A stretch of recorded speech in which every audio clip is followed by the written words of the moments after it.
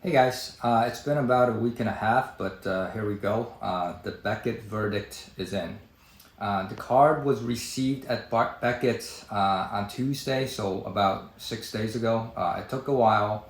A manager from Beckett has reached out to me, and we had a phone call yesterday morning, and he informed me of the following. The card was mislabeled. The authentication was a Metal Universe base Michael Jordan card, not a precious metal gems. So in other words, two things were confirmed. Number one, this is a base card, altered, not a PMG. Number two, the card has been mistakenly labeled as a PMG. So in other words, this is a mislabel, even though it is not a PMG. So what's interesting was Beckett has told me that the card that was initially graded was authenticated and graded correctly, which means in their system, I assume that it was graded as a base Metal Universe card altered.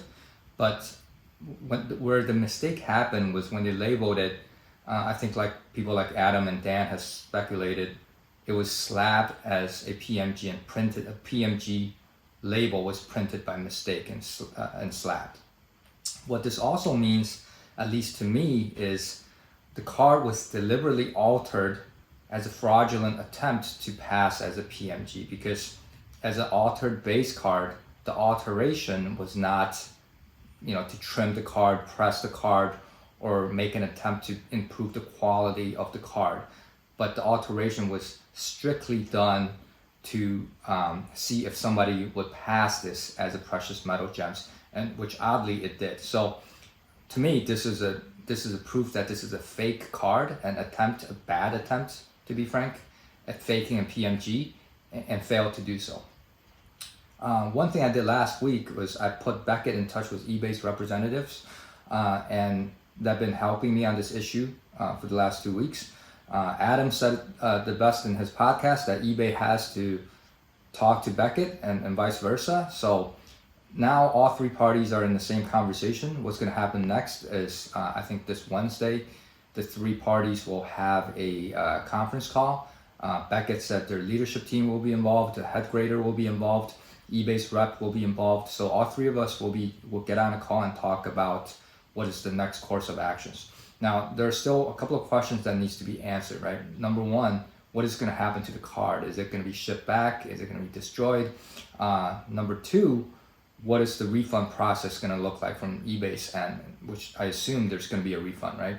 And then number three, I also have some questions on what do somebody like me do in a similar situation going forward, assuming, if the card is lesser value, that there's no way that we can get the attention of eBay and Beckett to this caliber. What is the right course of action that they can do?